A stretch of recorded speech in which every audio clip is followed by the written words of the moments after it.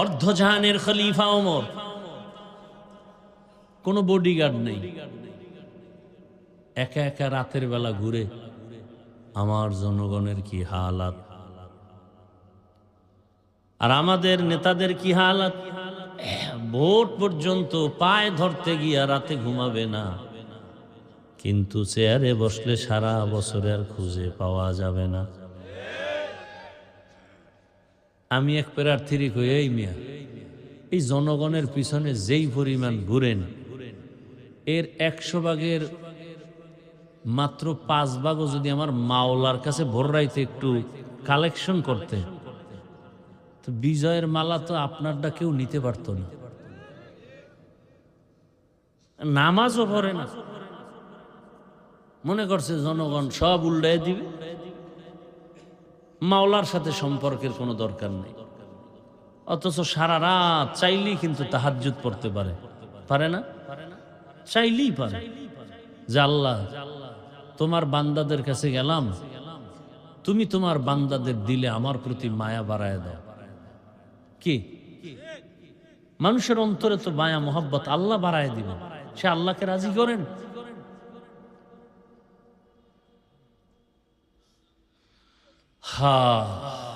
ওমরে ফারুক ঘুরে ঘুরে দেখে কি হালাত।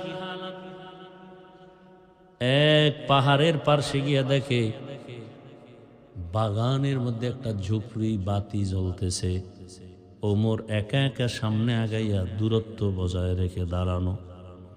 হঠাৎ ওমরে ফারুক রাদিয়াল্লাহু আনহু শুনতেছে ঘরের মধ্যে মহিলাদের কণ্ঠের আওয়াজ। মা তার মেয়েকে ডেকে বলে, ও সন্তান, আগামীকাল বাজারে দুধ বিক্রি করতে নিবি, গাভীর দুধ, পানি বেশি দিয়ে নিস। মেয়ে বলে, ওমর যদি খবর পায় কল্লা ফালায় দিবে। ওমর কই? ঘরের পাশে। মা কয়, ওমর দেখবে না। মেয়ে ডাক দিয়া কয়, ওমর যদিও দেখবে না, ওমরের আল্লাহ তো দেখবেন। ওমর এতটুকু শুই না চুপচাপ চলে গেছে। পরের দিন আদালতে ডেকে পাঠানেন ওই মেয়ে মা দনোজনকে, আমার আদালতে আনো। দনোজনকে আদালতে হাজির করার জন্য যখন লোক চলে গেল, খবর শুনেই দনোজন কান্না শুরু করছে। ওমর ডাকছে, মনে হয় আজ আমার ফাঁসি ছাড়া কোনো উপায় নাই। কারণ ওমর অন্যায়ের কাছে মাথা নত করে না। মাও কাঁদে, মেয়েও কাঁদে। আমাদের এই দুঃখের সংসার, বাজারে দুধ বিক্রি করে সংসার চালাই, আজ ওমর বুঝি ডাকছে আমাদের মেরে ফেলার জন্য। কারণ ওমর কথার আগে তরবারি রেডি। যখন দনোজন কান্না করলে কি হবে? যেতেই হবে, যেহেতু অর্ডার এসে গেছে, আর থাকা যাবে না। ওমরের আদালতের পার্শ্বে কানতে কানতে গিয়া ওমরে ফারুক রাদিয়াল্লাহু তাআলা আনহু আওয়াজ দিয়া কয়, মা কাঁদবেন না, আমি ওমরের আদালত জুলুমের আদালত না, এটা ইনসাফের আদালত, কোনো ভয় নাই। আমার এখানে কোনো জুলুম নাই, সব ইনসাফ। ভয় পাইবেন কেন? ভয় পাইবেন না, আপনাকে সর্বোচ্চ সম্মান দিতে ডাকছি। মেহমানদারি করালেন। ওমরে ফারুক বললেন, আম্মা জান, আপনার কপাল কেন এত ভালো? জমিনের মধ্যে তো আপনি চাঁদ কপালওয়ালা। আপনার ঘরে এমন এক মুক্তার দানা পাইছেন, আপনার মেয়ে হলো একটা মুক্তার দানা। আল্লাহর ভয় তাকওয়া তার অন্তরে এত বেশি। আরে আম্মা জান, আপনার কপালের চাঁদের ভাগে যদি আমাকে নিতেন। মা বুঝেন না, চুপ করে আছে। ওমর বলে, আপনার ওই চাঁদের আলোকিত সন্তান মেয়েটাকে আমি ওমরের ছেলের বউ বানাতে চাই। আমি ওমরের ছেলের বউ বানাতে চাই। খুশি না বেজার? কি এর কান্না? এইবার আবার কান্না দিছে, খুশির কান্না। এতক্ষণ ছিল ভয়ের কান্না, এখন খুশির কান্না। এবার আল্লাহর বান্দি কান্না বন্ধ করে বলে, আলহামদুলিল্লাহ, এইবার তার মেয়েটা ওমরের সন্তানের বউ হয়ে গেল বিবাহের বন্ধনে। আর এই মেয়ের গর্ভধারায় আসছে আর একটা চাঁদের আলো, ওমর ইবনে আব্দুল আজিজ। আর এক চাঁদের আলো, ওমর ইবনে আব্দুল আজিজের ইতিহাস পড়লে আশ্চর্য হয়ে যাবে। মুসলমান বিজয় কেন? অস্ত্রের কারণে? আমরা সব ফকিন্নি। মুসলমানের টাকা নাই, বাড়ি নাই, গাড়ি নেই, অস্ত্র নাই, কিন্তু সারা দুনিয়ার মাস্তান সন্ত্রাসী অস্ত্রধারীরা সব গোষ্ঠী শুদ্ধ ভয় পায় এই মুসলমানকে। ইহুদির crore crore crore billion trillion dollar ব্যয় করে মুসলমানকে ধ্বংস করার জন্য। কারণ কি? আমরা তো কাউকে মারি না। কই আমাদের আলেমরা তো হিন্দুদেরকে গালি দেয় না, খ্রিস্টানদেরকে গালি দেয় না, বয়ান তো করি আপনাদেরকে। এরপর সব বেঈমানরা ভয় পায় কেন? এই হুজুরগো কথা শুনলেই এক দলের মাথা গরম। কি হুজুরগো বাড়ি নেই, গাড়ি নেই, অস্ত্র নাই, মসজিদ ইমামতি করে, মাদ্রাসায় পড়াইয়া টুকটাক চলে। এরপরও বিএমপির ভয় হুজুর, আওয়ামী লীগের ভয় হুজুর। কারণ কি? বলে এদের কাছে এমন একটা অস্ত্র আছে যেটা আর কারো কাছে নাই। সেটা হলো এরা জীবন দিতে পারে কিন্তু অন্যায়কে সাপোর্ট দিতে পারে না।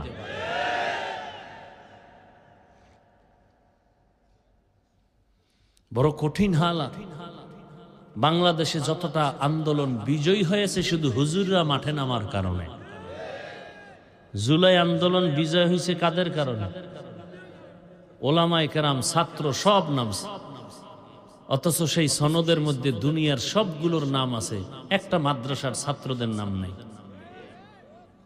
এ কথা বলবো কোথায়? শুনবে কে? শোনার মানুষ নাই, বলার মানুষ নাই, বিরোধিতা করার মানুষের অভাব নাই। আলেমের অবদান, অথচ এটাকে মুছে ফেলল। নাই আলেমদের কোনো একটা কলাম সনদের মধ্যে নাই। যাত্রাবাড়ির ওখানে কি পরিমাণ ছাত্র শহীদ হয়ে গেল চোখের সামনে, নাই তাদের কোনো নাম। আল্লাহ হেদায়েত দান করে। কি বয়ান করব বলে? যাদের নামটা সুদের খাতায়, এরা হজ করলে কবুল হবে না, দান করলে কবুল হবে না, নামাজ পড়লে কবুল হবে না, জিকির করলে কবুল হবে না, তেলাওয়াত করলে কবুল হবে না। কি বয়ান করব বলে?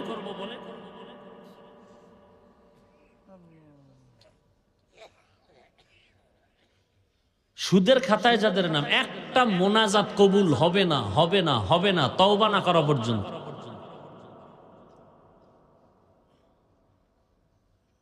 তা আপনি সারা জীবন সেজদা দিয়ে কপালে দাগ ফলাইলে লাভ কি? যদি আপনার ছেলে হারাম টাকা কামাই করে দেয় আর আপনি পেট ভরে খান।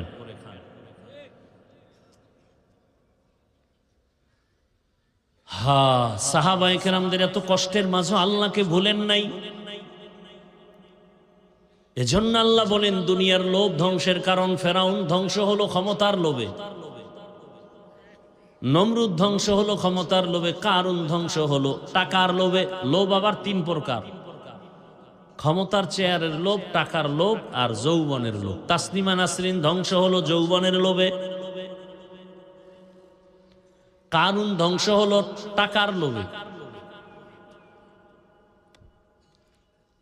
অনুরোধ করে বলি যুবক, এখনো সময় আছে, তওবা করো, নতুন ভাবে ঘুরে দাঁড়াও। স্কুলে পড়ো, কলেজে পড়ো, চাকরি করো, ব্যবসা করো, আর কোনোদিন নামাজ ছাড়বা না, দাড়ি কাটবা না। তোমার মতো যুবক যদি স্কুলে কলেজে পড়ে নামাজ পড়তে পারে, তুমি পারো না কেন? পর্দার আড়ালের আম্মাজান বোনেরা, আপনাদের মতো কত মা বোন এখনো আছে পর্দা করে নামাজ পড়ে, আপনারা পারেন না কেন? মার্কেটে ঘুরেন কেন? আপনার সন্তানটার জীবন নষ্ট করছেন, আপনার কি খবর নাই? ওই সন্তান এক সময় আপনাকে ধিক্কার দিবে আর বলবে আমার আম্মু খারাপ, আমার আব্বু সারাদিন বেগানা নিয়ে থাকতো, মোবাইল নিয়ে পড়ে থাকতো, আমার আম্মু মার্কেটে মার্কেটে ঘুরতো, ওরা ভালো না, আমি কেমনে ভালো হব? এই সন্তানের এই ধিক্কার শোনার জন্য এভাবে বেপরোয়া চলতেছেন। অনুরোধ করি এখনো তওবা করেন। ভালো একটা সন্তান দুনিয়াতে রেখে যান, ভালো ডাক্তার রেখে যাবেন, নামাজ পড়বে, রুগী দেখবে, তেলাওয়াত করবে, মা বাবার জন্য দোয়া করবে। অনুরোধ করে বলি তওবা করে নেন, আর মনে মনে তওবা করেন। আল্লাহকে বলেন, হে মালিক, আর দাড়ি কাটবো না, নামাজ ছাড়বো না, বেপরদায় চলবো না, মা বাবার সাথে বেয়াদবি করবো না, শিক্ষকের দোয়া নিয়া, ওলামায়ে কেরামের দোয়া নিয়া, নবীজির সুন্নত আদর্শ অনুযায়ী জীবন চালাবো। তওবা করার মতো যদি কারো নিয়ত হয়, দুটো হাত আমার আল্লাহকে দেখায়া দেয়। কত গালাগালি, কত বাজে কথা বলে শুধু শুধু নিজেরা গুনাহগার হতেন, অথচ ডাক্তারের কাছে গেলেই বলবে ভর্তি হন, রেস্ট নিতে হবে। তা আজকে টাইম দিছিলাম যাব, তারপর ওখানে না গিয়ে এদিকে আসছি। কথা বলতে খুবই কষ্ট, তারপরও সংক্ষেপ দু চারটি কথা বলে যাব। আল্লাহ আমাকেও তৌফিক দান করেন, আপনাদেরকেও তৌফিক দান করেন।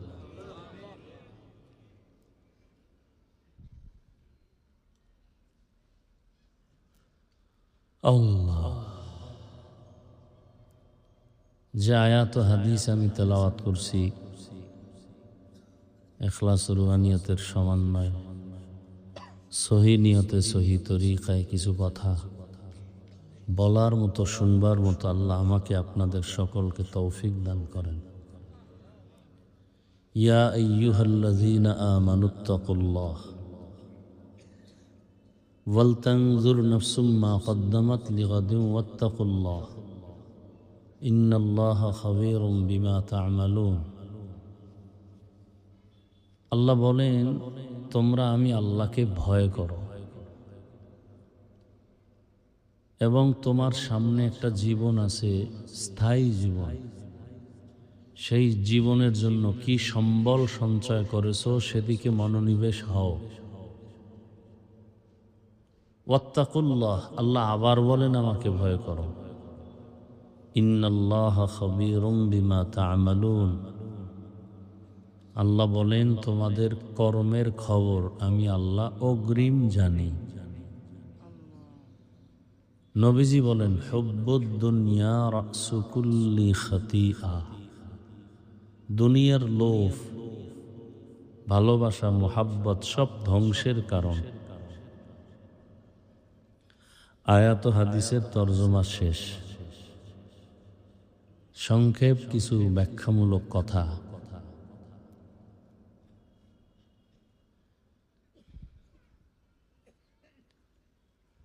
হাদিসের উপরে কিছুক্ষণ কথা বলি, খেয়াল করেন। নবীজি বলেন, দুনিয়ার লোভ, ভালোবাসা, মোহাব্বত সব কিছু ধ্বংসের কারণ। কথার একটু জবাব দিয়েন আল্লাহর ওয়াস্তে। দুনিয়ার লোভ, যত মানুষ দেখেন ধ্বংসের পথে আছে। আখেরাত মানে না, আল্লাহ মানে না, রসুল মানে না, ইসলাম মানে না। চিল্লেন না, বুঝেন, ঠান্ডা আওয়াজে জবাব দিন। এনে আমরা কারোর সাথে ঝগড়া করতে আসি না। রাস্তায় স্লোগান দিবেন, এখন চলতেছে না, রং চা খাইবেন আর চিল্লেবেন, আর ভোটের আগের রাত্রে 500 টাকায় বিক্রি হয়ে যাবে। কি এরম অমানুষ পশু নাই? যারা ভোটের আগের রাত্রে বিক্রি হয় ওরা পশু। আল্লাহ কইছে না, ওরা শুয়ারের চেয়েও খারাপ, পশুর চেয়েও খারাপ। উলাইকা হুম শাররুল বারিয়া। মানুষ টাকায় বিক্রি হয় না, টাকায় বিক্রি হয় পশু, চরিত্রহীন অমানুষ। পশুরও তো দাম আছে। শেরপুর বাজারে ভালো মানের একটা মুরগি কিনতে গেলে 800 থেকে 1000, ভালো মানের একটা ছাগল কিনলে 20,000, ভালো মানের একটা গরু কিনলে 1 লাখ প্লাস। আর আপনারা বিক্রি হবেন ভোটের আগের রাত্রে 500 টাকায়। তার মানে ছাগলের সমান দামও আপনার নাই, মানে আপনি ছাগলের চেয়েও খারাপ, মানে গরুর চেয়ে খারাপ, মানে কুত্তার চেয়ে খারাপ, শুকরের চেয়ে খারাপ। এই হলো বিবেক। এবার শুনেন দলিল। আল্লাহ কি বলছেন? যেই মানুষগুলো নিজের মানুষত্ব ধরে রাখে না, আল্লাহ তাদের ব্যাপারে বলেন সূরা আরাফ 9 পারা, ওয়ালাকাদ যারানা লিজাহান্নামা কাসীরাম মিনাল জিন্নি ওয়াল ইনসি লাহুম কুলুবুল লা ইয়াফকাহুনা বিহা ولهم أعين لا يبصرون بها ولهم آذان لا يسمعون بها أولئك كالأنعام بل هم أضل أولئك هم الغافلون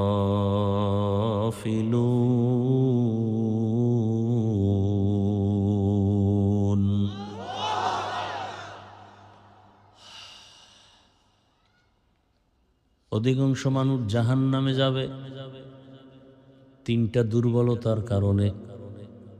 যেই মানুষগুলোকে আমি আল্লাহ গবেষণা করার জন্য কলব দান করেছি, কলব গবেষণা করবে এত সুন্দর আসমান বিনা কুটিতে কে টানায় রাখলো, গবেষণা করবে একা একা। একই মায়ের গর্ভ থেকে 5টা সন্তান আসছি, কারো চেহারার সাথে কারো মিল নেই, কারো কণ্ঠের সাথে কারো কণ্ঠের মিল নাই।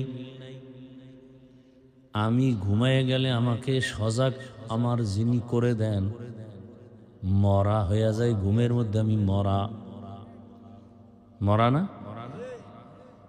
ঘরের চুরি করিয়া কানের অলংকার টাইনা সরে নিয়ে যায়, টের পায় না, কেমন মরা মরছে।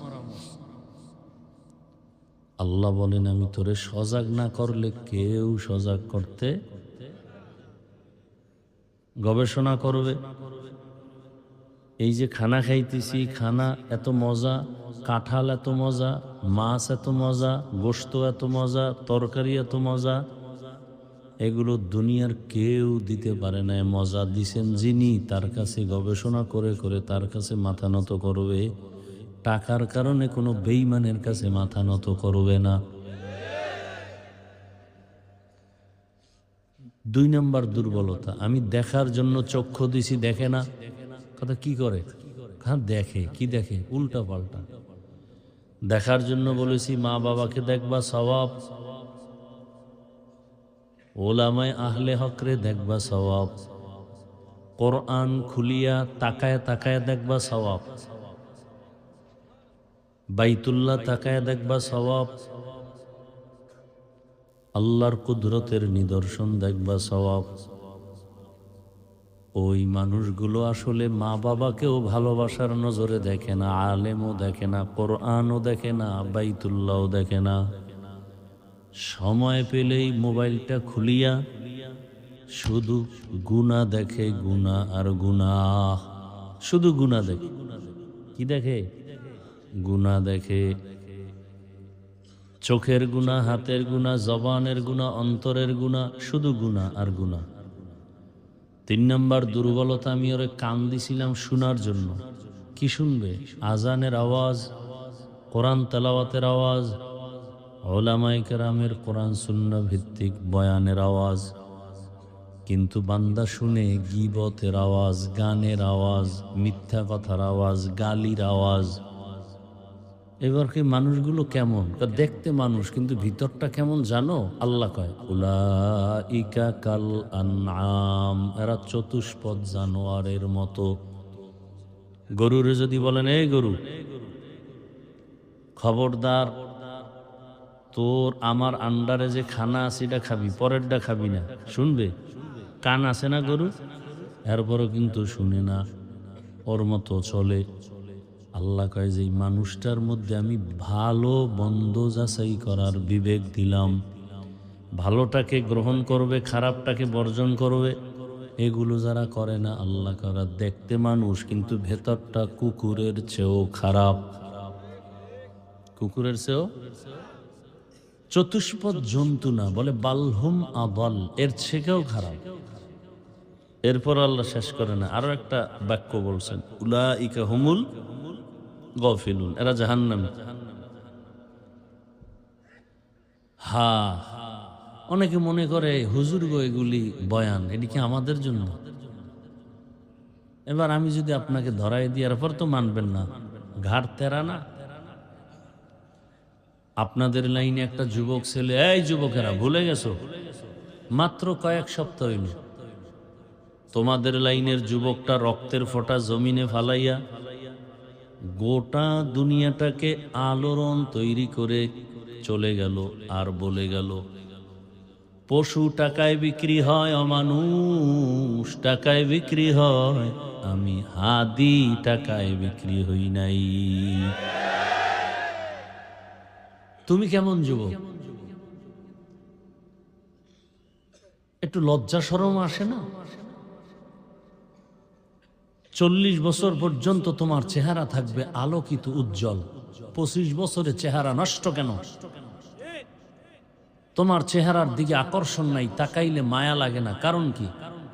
কি পরিমাণ অপরাধ করেছো, অন্যায় করেছো। 1500 বছর আগে রঈসুল মুফাসসিরিন আব্দুল্লাহ ইবনে আব্বাস রাদিয়াল্লাহু তাআলা আনহু বলেছেন, মানুষ গুনাহ করতে করতে যখন সীমা লঙ্ঘন করবে, তখন তার উপরে নগদ শাস্তি আসবে 5টা। বুঝেন, কথা বুঝেন? গুনাহ করারও একটা সীমা না?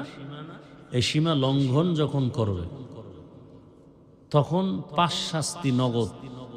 প্রথম শাস্তি, চেহারার নূর আল্লাহ নিয়ে যাবেন, চেহারায় নূর থাকবে না। 2 নম্বর শাস্তি, খানায় বরকত থাকবে না, খাইবে ঠিক কিন্তু বাথরুমে যাইবে, খাওয়ার পরে রোগ বাড়বে, শক্তি আসবে না। এরকম 5টা শাস্তি। ওই ছেলেটার কথা কি ভুলে গেছো যুবক? রাস্তা দিয়ে হাঁটতেছে, মানুষ এসে এসে ইচ্ছা করে টাকা দেয়। এই ফেসবুকের গোলামেরা, দেখো নাই 50,000 টাকার বান্ডিল, ইন্তেকালের পরে তার অ্যাকাউন্ট চেক করে দেখা হলো কোটি কোটি টাকা জমা হয়ে গেছে। যুবকরা বলো, ওই ছেলে কোনোদিন লাইভে এসে টাকা চাইছে? হ্যাঁ? আর তোর চরিত্র কত খারাপ! সারা রাত মোবাইলে গুনাহ করবি, এমবি নাই, পাগল হয়ে গেছো। এমবি পাই কই? টাকা লাগবে, খুঁজা খুঁজা বের করছো। মায়ের টাকা, বাবার টাকা চুরি করবো। তুই কত নিকৃষ্ট সন্তান যে বাবার টাকা চুরি করো, মায়ের টাকা চুরি করো। তোর মা বাবাকে ধ্বংস করার জন্য তৃতীয় আর কাউকে দরকার নাই, তুই যথেষ্ট। তোর মতো একটা অসৎ সন্তান যথেষ্ট। আল্লাহ হেদায়েত দান করো। ভাই, আমি কাউকে আঘাত করার জন্য বলি না, আমি আপন বানানোর জন্য বলতেছি। আমি সবার কল্যাণ চাই, শান্তি চাই, সবাই যেন শান্তিতে জীবন যাপন করে আখিরাতমুখী হয়ে যায়। তার মানে আপনাকে বড় হুজুর পাগড়িওয়ালা হতে হবে, আমি কিন্তু এটা বলি না একবারও। আমি কওমি মাদ্রাসার সন্তান, একবারও বলি নাই তুমি স্কুল বাদ দিয়া কওমি মাদ্রাসায় যাও। আমি তাবলিগের লাইনের সন্তান, একবারও বলি নাই তাবলিগে যাও। আমি পীরের মুরিদ, কিন্তু একবারও বলি নাই তুমি পীরের কাছে যাও। আমি শুধু পীরের মুরিদ না, বরং সারা বাংলাদেশে চ্যালেঞ্জ দিয়া দিছি, যারা বলে আমরা পীর মুরিদি ওলিয়া উলিয়া মানি না, ওরা কোরআন মানে না, বুখারী মানে না, ওরা ভণ্ড। ওদের যারা ভণ্ড বলে না তারাও ভণ্ড। চ্যালেঞ্জ দেওয়া। যারা বলে আমরা পীর মুরিদি ওলিয়া উলিয়া মানি না, এরা কোরআন মানে না, বুখারী শরীফ মানে না, এরা বাতেল। এদেরকে যারা বাতেল বলে না তারাও বাতেল। কিন্তু আমি এখানে একবারও বলছি পীরের কাছে যাও না। ওই লাইনে বয়ান করার আমাদের ওলামায়ে কেরাম যথেষ্ট আছে, আলহামদুলিল্লাহ। শুধু তাই না, আমার দেশে মাওলানা মুফতি মুহাদ্দিসের অভাব নাই। আমার দেশে অভাব যেটা, আমি ওই দিকটাকে একটু হাইলাইট করে বয়ান করি।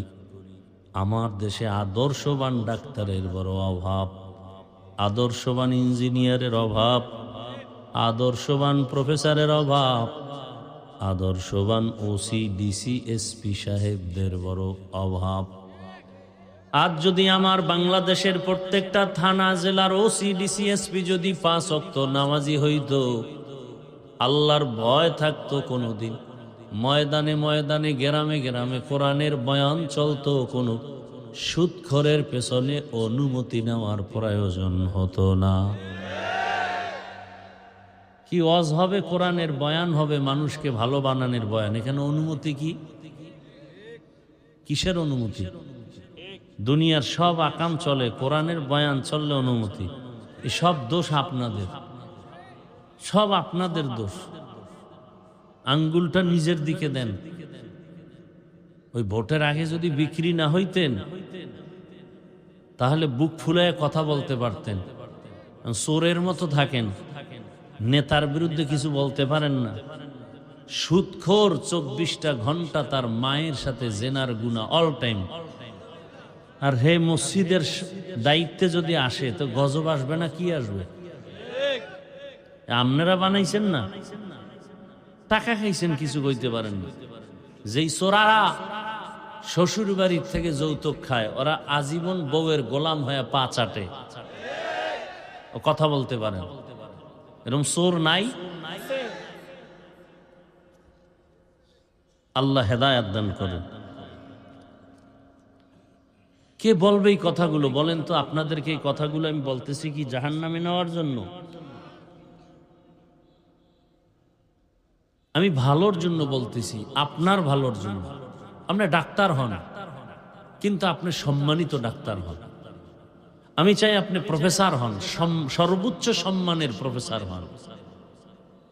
গোটা দুনিয়ার মানুষ ওই লোকটাকে কে চেনে না? ডাক্তার জাকির নায়েক। কি টাকার গরম, ক্ষমতার গরম। আমগো দেশের তাসলিমা নাসরিনও তো একজন MBBS ডাক্তার, তো জুতা খাইয়ে বিদেশ গেল কেন? পালাইলো কেন? শুধু ডাক্তার না, তাসলিমা নাসরিন কোরআনের তাফসির পড়ে, ব্যাখ্যা করে আর আল্লাহর ভুল ধরে।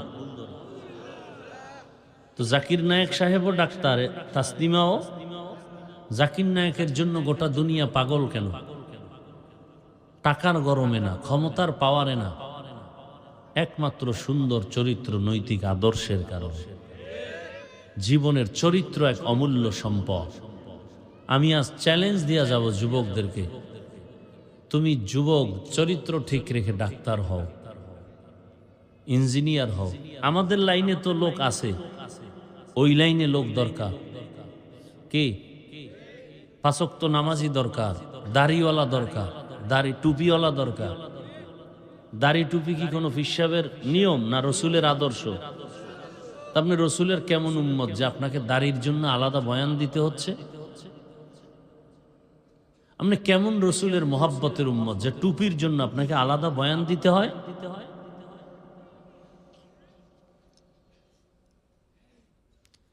কেমন মুসলমান আপনি? আপনার আমার আল্লাহ এক, নবী এক, কোরআন এক, কাবা এক, ধর্ম এক, কালেমা এক, সব এক। কাফন এক, কালার এক, বিদায় বেলা কবরস্থানের কবরের সাইজ এক, ভেতরের প্রশ্ন এক, সব এক। অথচ আমি টুপি খুলতে চাই না, লজ্জা। আর আপনি কেমন, কি বলবো, আপনি কেমন মুসলমান যে আপনি টুপি দিতে চান না, লজ্জা লাগে? মানে কেমন মুসলমান? আমি দাড়ি কাটতে চাই না, লজ্জা। আর আপনি দাড়ি রাখতে চান না, লজ্জা লাগে। আপনি কেমন মুসলমান?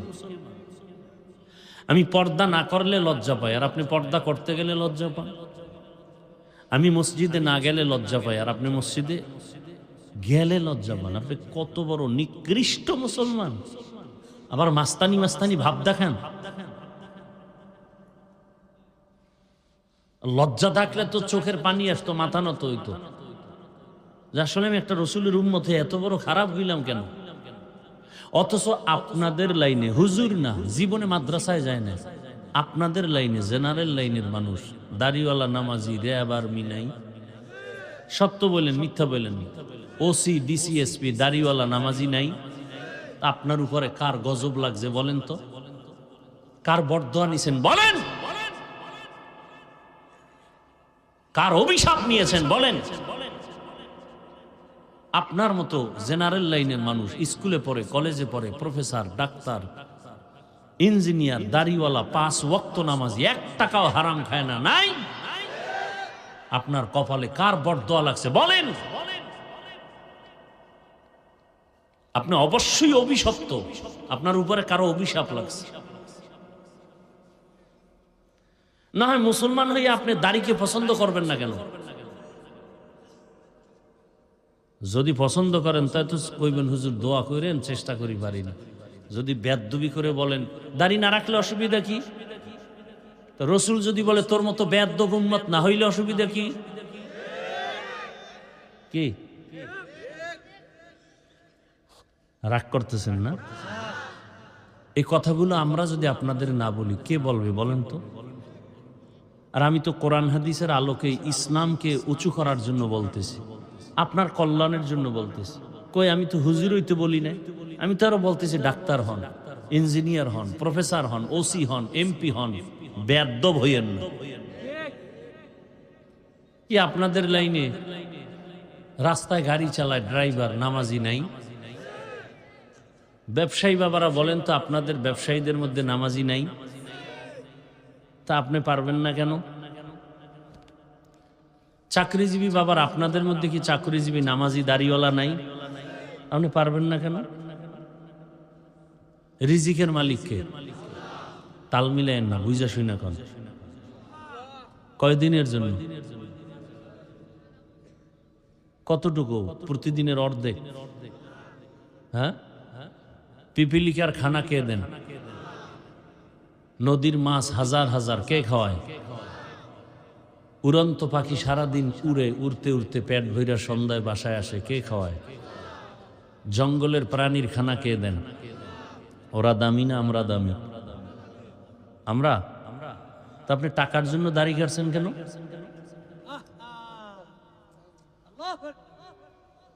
জিগেলে তো একটা জবাবই দিবেন যে হুজুর চাকরি থাকে না। তো যেই চাকরি করতে গেলে দাড়ি রাখা যায় না, সে চাকরি করবেন কেন? কি আপনি চাকরির রিজিকের মালিক? কোটি কোটি জঙ্গলের প্রাণীর খানা যদি আমার আল্লাহ দিতে পারে, আমরা তো আরো দামি, আমাদেরকে আল্লাহ দিবেন না? আপনার অন্তর এত ছোট কেন? মিডা লাগায় কথা শুনতে আইছেন না?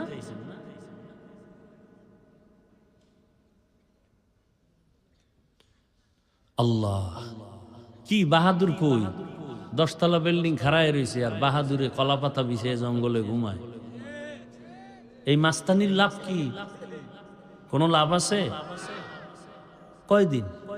নমরুদ কই, ফেরাউন কই, সাদ্দাত কই, সাদ্দাম কই, গাদ্দাফি কই, বুশ কই, আরো রা কই? কিছুদিন পরে শুনবো আপনারা কই। আকাম করলে তো আপনারও বিল্ডিং থুইয়া পালাইতে। একই তো নিয়ম। নিয়ম কি দুই নাকি? টাকা দিয়া সম্মান কিনলে কি হয়? প্রথমে ফুলের মালা, ফাইনালে জুতার মালা। আর আমরা সম্মান কিনার জন্য ঘুরি না, আল্লাহর কাছে ভোর রাত্রে কান্না করি। বঙ্গোপসাগর কুয়াকাটার থেকে একটা থাপ্পড় দিয়ে আল্লাহ বগুড়ার জমিনে চেয়ারে বসায় বয়ান শুনাইতেছে। কোন দল আইলো আর গেল জানার দরকার নাই। এমপি সাহেব দেখছে হুজুর আপনার নাম শুনছি, দেখা হয়ে গেছে, দোয়া করেন। আর আপনি এই এমপির পিছে ঘুরতে ঘুরতে পায়ের চামড়া শেষ। যখন চেয়ারে বসাই দিছেন, এবার দেখা করতে গেলে 1 সপ্তাহে সিরিয়াল লও। টাকার সম্মানের জ্বালা কেমন? আপনার তো গোলাম, ও জানে ওরা তো কিনে ফেলাইছি 500 টাকায়। অতএব যেদিন ঘুম এদিন, রাইতে ঘুম রাত 3টায় আসবি, কয়েকদিন ঘুম ঘুম বাদ। কোন এমপি আমাকে বলতে পারবে? বরং এমপি অপেক্ষায় থাকবে হুজুরের সাথে একটু দোয়া নেওয়ার জন্য আসি। এটা টাকা দিয়ে কিনছি। আপনাদেরকে বুঝাবার জন্য বলছি, ছোট করতেছি না, বুঝাবার জন্য বলি। আল্লাহ বিবেক দিছে, বুঝেন না কেন? কেন বুঝেন না? মহামারী করোনা, স্কুল কলেজ বন্ধ, ফ্যাক্টরি চাকরি ব্যবসা গাড়ি সব বন্ধ, মাদ্রাসা তো বন্ধ হয় নাই। দেখার পরও মানেন না কেন? বাবার করোনা, ছেলে পাশে যায় না, যদি মরে শেষ পর্যন্ত বাবায় মইরেই গেছে। এলাকার গরিবের কয় কিছু টাকা দিলাম, লাশটা রাস্তায় থুইয়া। এই শত শত করোনার লাশ আমাকে হুজুরেরা আলেমরা কাঁধে নিয়ে গোসল করাইয়া কাফন পরাইয়া জানাজা দিয়ে কবরে রাখছে।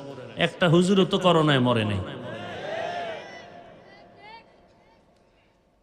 এগুলো চোখের সামনের কথা, তো গাইবী বয়ান না, এত নগদ বয়ান।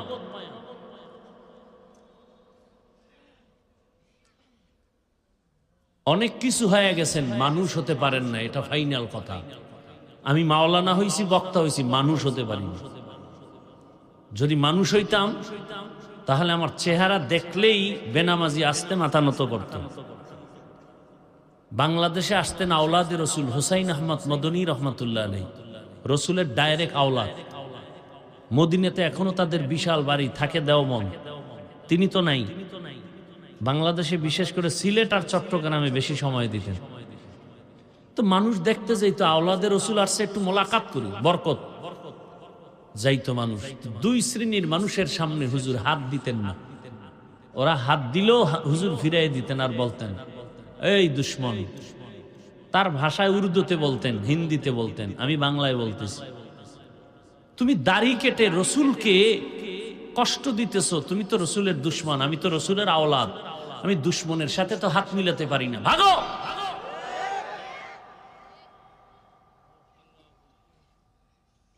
আর এক শ্রেণীর মানুষের সাথে হুজুর হাত মিলাতেন না আওলাদের রসুল, যারা সাহাবায়ে কেরামের বিরোধিতা করে, এরাও রসুলের দুশ্মন।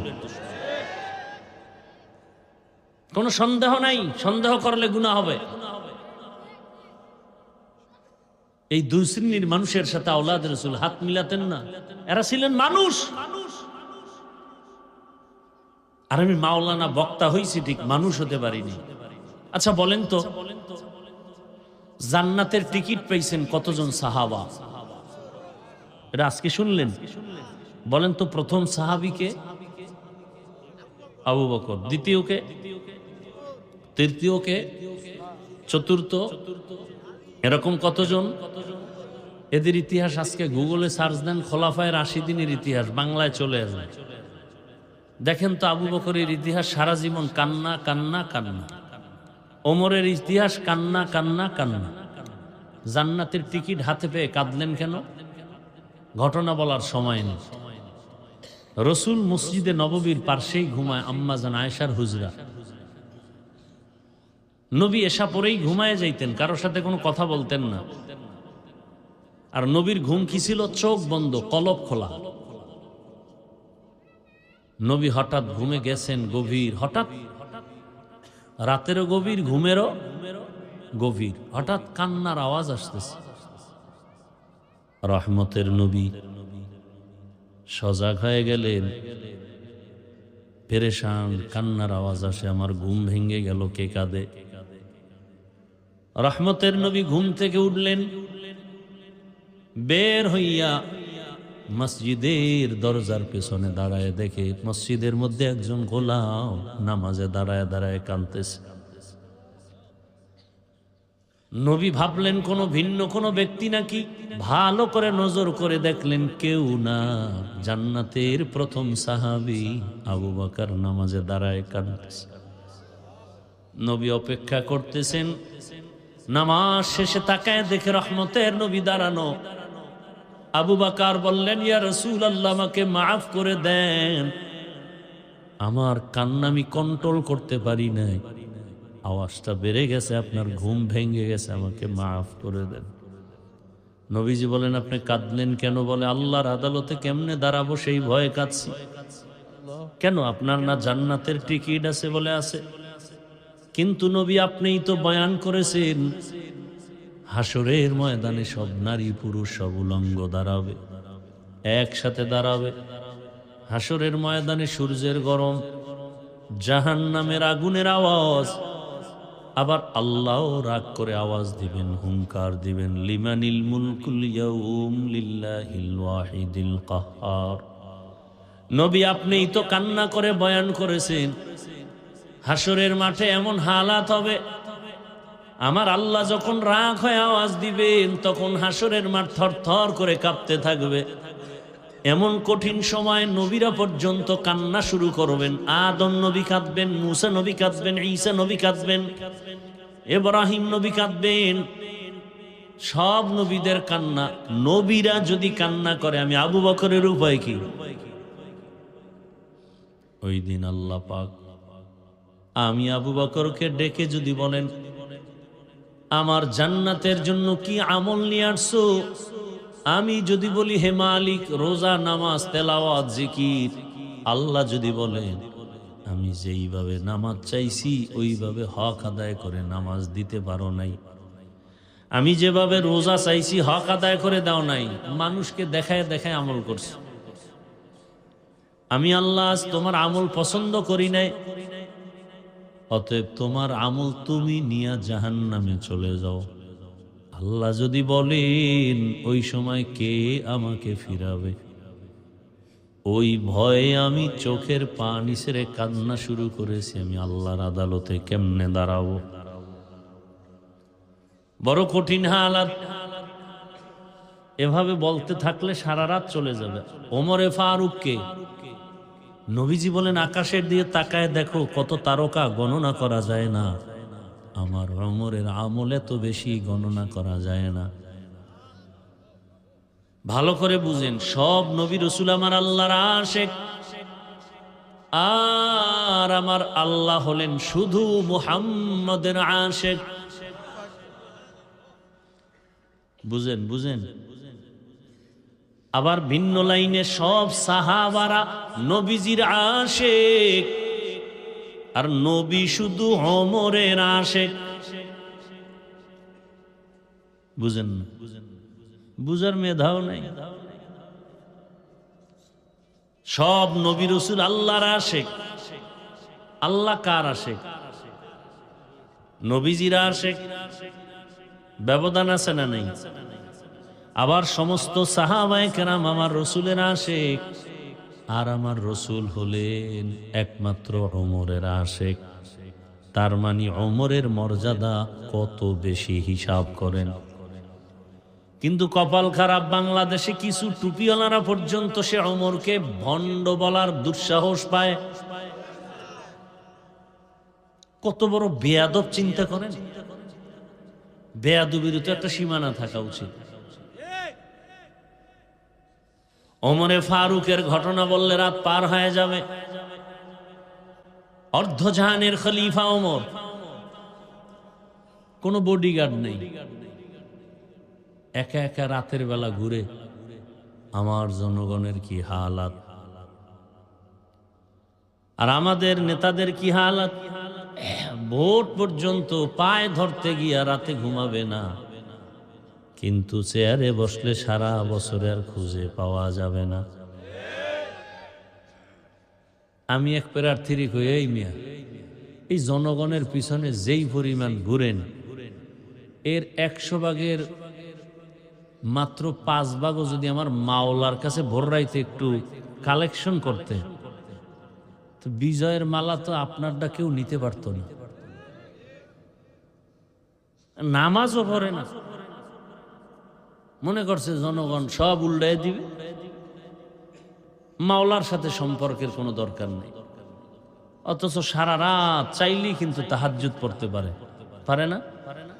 চাইলেই পারে যে আল্লাহ, তোমার বান্দাদের কাছে গেলাম, তুমি তোমার বান্দাদের দিলে আমার প্রতি মায়া বাড়ায় দাও। কি মানুষের অন্তরে তো মায়া মোহাব্বত আল্লাহ বাড়ায় দিবেন, সে আল্লাহকে রাজি করেন।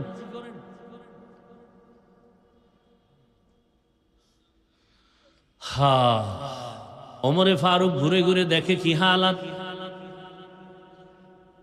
এক পাহাড়ের পার্শ্বে গিয়া দেখে বাগানের মধ্যে একটা ঝুপড়ি, বাতি জ্বলতেছে। ওমর একা একা সামনে আগাইয়া দূরত্ব বজায় রেখে দাঁড়ানো। হঠাৎ ওমরে ফারুক রাদিয়াল্লাহু আনহু শুনতেছে ঘরের মধ্যে মহিলাদের কণ্ঠের আওয়াজ। মা তার মেয়েকে ডেকে বলে, ও সন্তান, আগামীকাল বাজারে দুধ বিক্রি করতে নিবি, গাভীর দুধ পানি বেশি দিয়ে নিস। মেয়ে বলে, ওমর যদি খবর পায় কল্লা ফালায় দিবে। ওমর কই? ঘরের পাশে। মা কয়, ওমর দেখবে না। মেয়ে ডাক দিয়া কয়, ওমর যদিও দেখবে না, ওমরের আল্লাহ তো দেখবেন। ওমর এতটুকু শুই না চুপচাপ চলে গেছে। পরের দিন আদালতে ডেকে পাঠানেন ওই মেয়ে মা দনোজনকে, আমার আদালতে আনো। দনোজনকে আদালতে হাজির করার জন্য যখন লোক চলে গেল, খবর শুনেই দনোজন কান্না শুরু করছে। ওমর ডাকছে, মনে হয় আজ আমার ফাঁসি ছাড়া কোনো উপায় নাই। কারণ ওমর অন্যায়ের কাছে মাথা নত করে না। মাও কাঁদে, মেয়েও কাঁদে। আমাদের এই দুঃখের সংসার, বাজারে দুধ বিক্রি করে সংসার চালাই, আজ ওমর বুঝি ডাকছে আমাদের মেরে ফেলার জন্য, কারণ ওমর কথার আগে তরবারি রেডি। যখন দনোজন কান্না করলে কি হবে, যেতেই হবে, যেহেতু অর্ডার এসে গেছে, আর থাকা যাবে না। ওমরের আদালতের পার্শ্বে কানতে কানতে গিয়া ওমরে ফারুক রাদিয়াল্লাহু তাআলা আনহু আওয়াজ দিয়া কয়, মা কাঁদবেন না, আমি ওমরের আদালত জুলুমের আদালত না, এটা ইনসাফের আদালত, কোনো ভয় নাই, আমার এখানে কোনো জুলুম নাই, সব ইনসাফ। ভয় পাইবেন কেন? ভয় পাইয়েন না, আপনাকে সর্বোচ্চ সম্মান দিতে ডাকছি। মেহমানদারি করালেন। ওমরে ফারুক বললেন, আম্মা জান, আপনার কপাল কেন এত ভালো? জমিনের মধ্যে তো আপনি চাঁদ কপালওয়ালা, আপনার ঘরে এমন এক মুক্তার দানা পাইছেন, আপনার মেয়ে হলো একটা মুক্তার দানা। আল্লাহর ভয় তাকওয়া তার অন্তরে এত বেশি। আরে আম্মা জান, আপনার কপালের চাঁদের ভাগে যদি আমাকে নিতেন। মা বুঝেন না, চুপ করে আছে। ওমর বলে, আপনার ওই চাঁদের আলোকিত সন্তান মেয়েটাকে আমি ওমরের ছেলের বউ বানাতে চাই, আমি ওমরের ছেলের বউ বানাতে চাই। খুশি না বেজার? কি এর কান্না?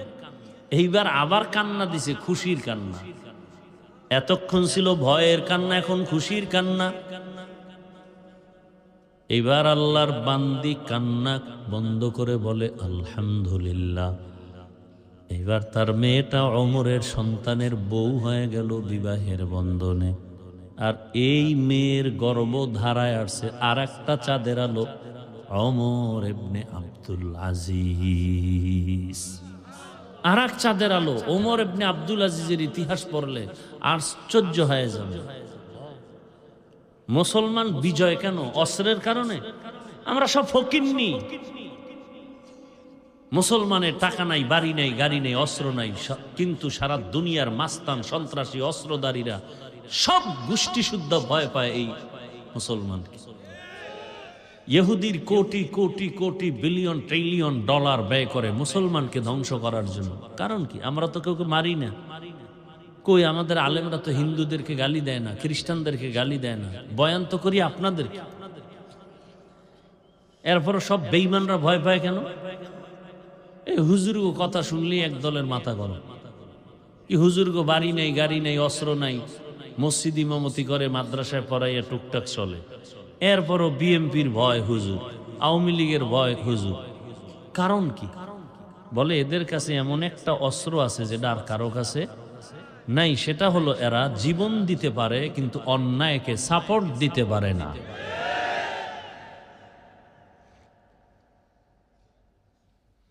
বড় কঠিন হালাত। বাংলাদেশে যতটা আন্দোলন বিজয়ী হয়েছে শুধু হুজুররা মাঠে নামার কারণে। জুলাই আন্দোলন বিজয় হয়েছে কাদের কারণে? ওলামায়ে কেরাম, ছাত্র সব নামছে। অথচ সেই সনদের মধ্যে দুনিয়ার সবগুলোর নাম আছে, একটা মাদ্রাসার ছাত্রদের নাম নেই।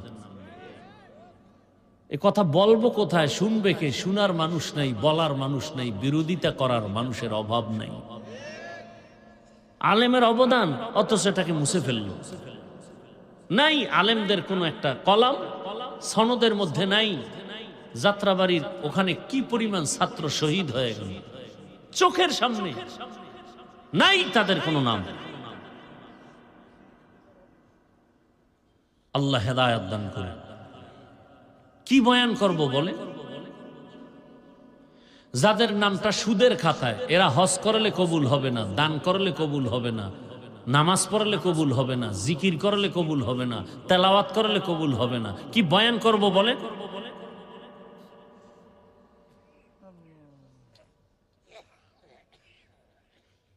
সুদের খাতায় যাদের নাম, একটা মোনাজাত কবুল হবে না, হবে না, হবে না, তওবা না করা পর্যন্ত।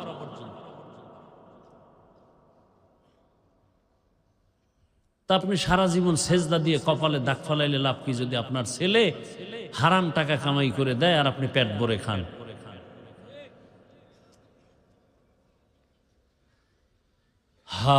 সাহাবায়ে কেরামদের এত কষ্টের মাঝে আল্লাহকে ভুলেন নাই।